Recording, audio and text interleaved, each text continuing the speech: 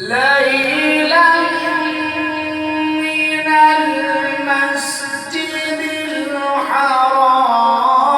إلى المسجد الأقصى الذي باركنا حوله لنريه من آياتنا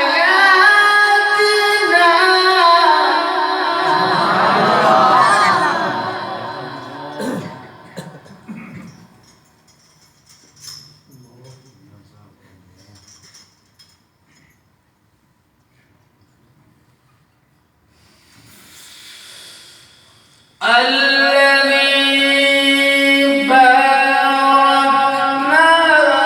حوله لنريه من آياتنا إنه هو السميع